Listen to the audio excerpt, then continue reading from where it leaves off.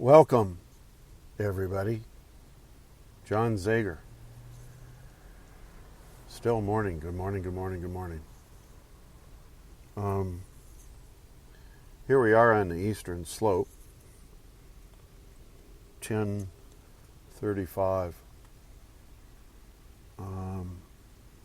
I decided to do another podcast this morning. I did one earlier, kind of a short one. Turned out pretty good. I hope you have listened to it. But I got thinking as I've been doing other things this morning. I've got all my business taken care of and been to the gym and thought I had an appointment, and I did not have an appointment. But wanted to talk about in this podcast, and I say this sarcastically. I'm beginning to find out that people take things literally. I've kind of known that, but for now it seems like it's becoming more of an impression. But kind of like, are you a walking disease? And I just wanted to spend a little bit of time talking about that, with how we behave and how is our health. Kind of the two of those things sort of go together. According to neuroscience, they actually go together very well. And through all the encounters that we have day after day, it becomes more real that we create our disease through our thoughts, our beliefs, our perceptions, our personality, how we think, act, and feel. And do we really care about that? I'm kind of having some thoughts this morning that people really don't care about that kind of thing. And they just let it go on. I'll give you an example. I have a buddy who has a disease, an autoimmune disease. And it's serious. And he has to take, I don't know, what seems like oodles of medication. And go see doctors all the time. Supposed to be on a strict diet. Supposed to not, which he's not. Supposed to not be smoking, which he does. I'm not sure of the drug thing behind it, but maybe there's the possibility that he does some drug or drugs. I'm not sure about that. Probably should be in some kind of treatment for it other than medical, and does not wish to do that. There's people that he knows, like like myself, that have education or educational material or content that could be helpful for him in a lot of different ways if he were open to that. And he's not. I have another buddy that I know I talked about yesterday, whose wife came down with a disease that, according to the doctors anyway, seems progressive and terminal, and it's really not. And there's ways clearly that you could probably erase this disease. And as I had said yesterday, I tried to just briefly bring up a sentence or two about maybe, I could offer some education or training that would give you a different spin or perspective on what's going on. And, there was immediate sort of, no, it's progressive, it's terminal, these doctors know what they're talking about, and, all that other stuff doesn't really make sense. So, here's another example. There's example after example after example, of just people that are in denial and not interested in an alternative to terminal disease or progressive illness. And they stay sick. And they continue to get worse. There's also the people we just see in front of us at a grocery store, at a department store.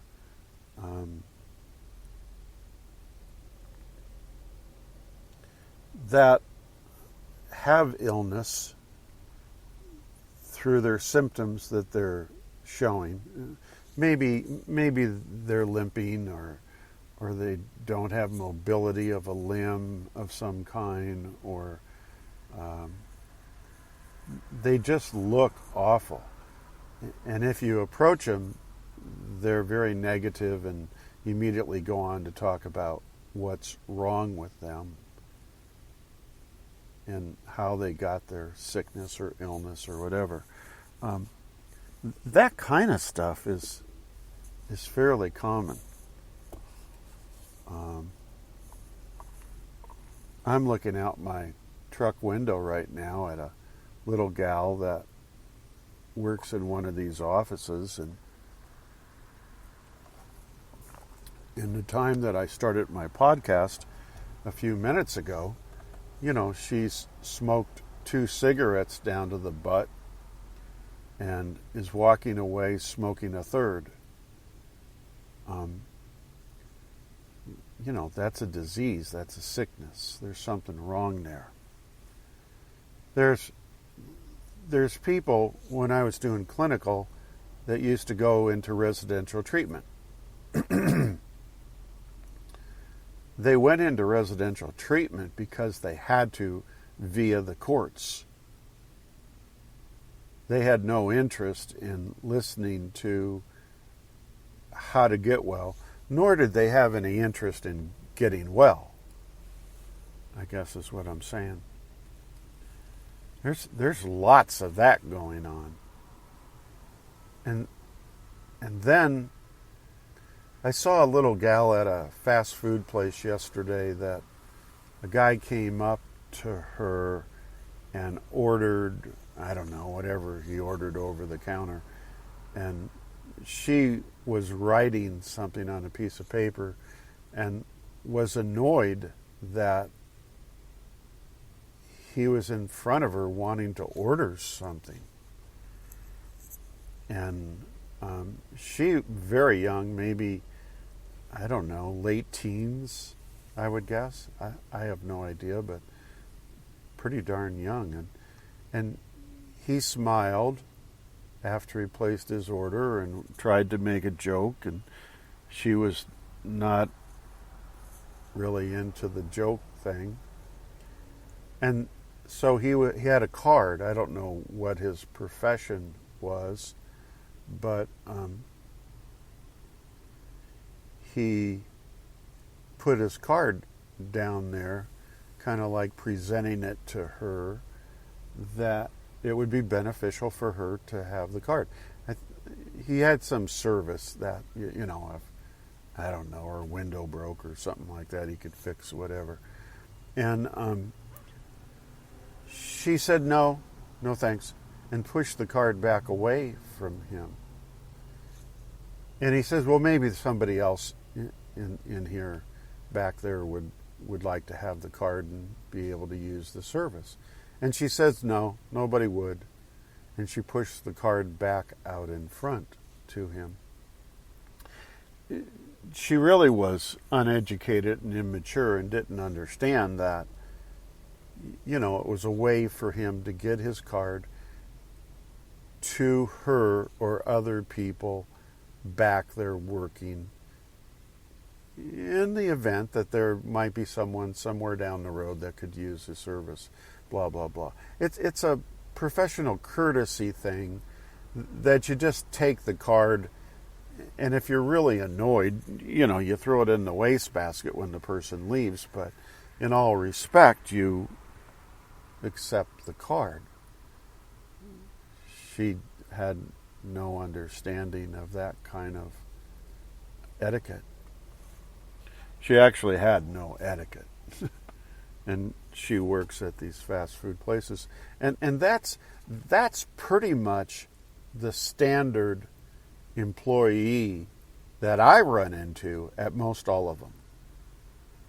They're all like that. They're there to get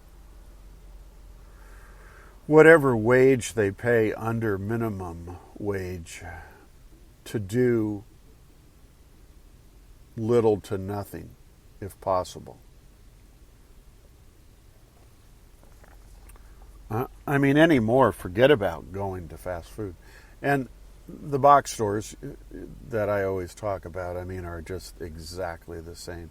The people have no interest or caring in helping you out. And you're an annoyance, and why are you here in front of me kind of idea. So, all of that is sickness, ill health, and disease. Now, you may say, John, no, it's not. Well, it is. If that's your behavior, how you think, act, and feel, that's your personality. If that's your state of being, how you think and feel, you are absolutely, and this is neuroscience, you are absolutely attracting and upregulating diseased genes. And people are getting sick and more sick, and it's becoming widespread, the sickness. Right? So, people are doing nothing about it. They seem to be fairly content with how they're acting. They seem to be fairly content with that. And they don't have any interest in wanting to change that. Doesn't appear. Drive around the streets. Just look at people walking on the streets. Talk to one or two of them. People are pretty happy with their personalities. I was supposed to have an interview earlier this morning, and it was a job that I thought I'd at least go and talk to the people about, and see if there was any interest on either side. And I left a comment yesterday that something to do with preparing for the interviews, questions, and interviewers' questions, that they're going to be posing, and just general kinds of things like that. And I suppose it could have been taken cynically, depending on your personality, but so I get to the interview this morning, and I come to find out that the interview was withdrawn by the employer. Now, this is not a major corporation, but a big corporation for our little town. So these people were offended. Their personalities, how they think, act, and feel, and, their state of being, how they think and feel, was offended by a comment that they don't even know was meant to be cynical or not. They just became so defensive that they rejected it. They became so intimidated that they rejected the interview. They became so threatened and fearful, they rejected the interview. They're upregulating disease is what they're doing. They're not having an open heart. They're not having coherence, the mind and the body working together. They're not having balance. None of that stuff is happening for people in management that should not be acting in that manner. Here's a person who just wants to come and interview for a job, and they ask you to leave comments and stuff. And if they don't like a comment or feel intimidated by the comment, or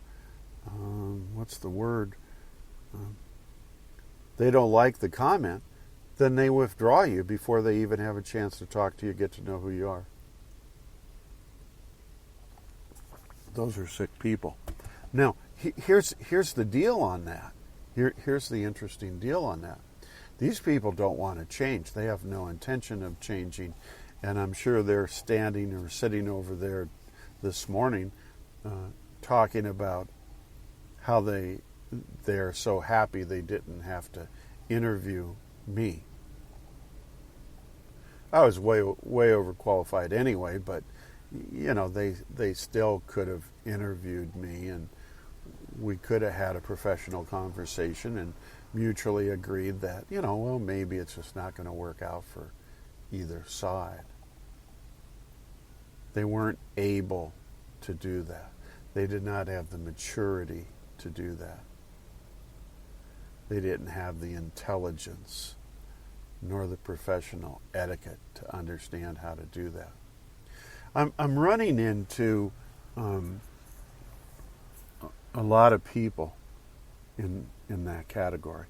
I'm not running into healthy people. I do, but it's like 1 out of 10.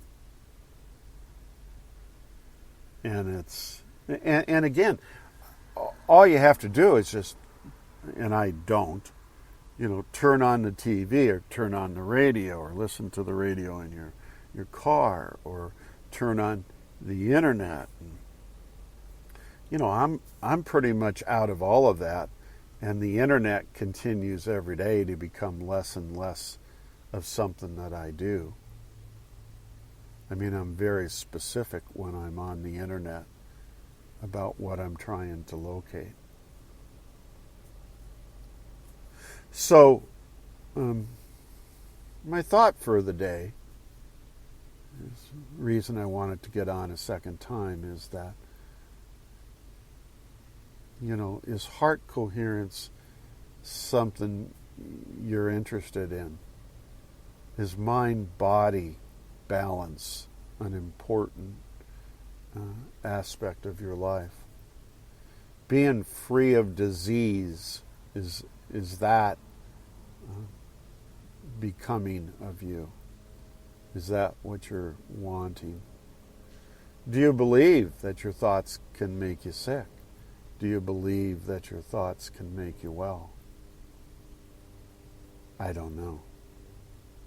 I know the answer for me, and I know what neuroscience says, but people out there seem to be doing the contrary. God bless everybody. Take care of one another, and I'll look forward to talking to you all again real soon. Thanks a lot. See you. Bye.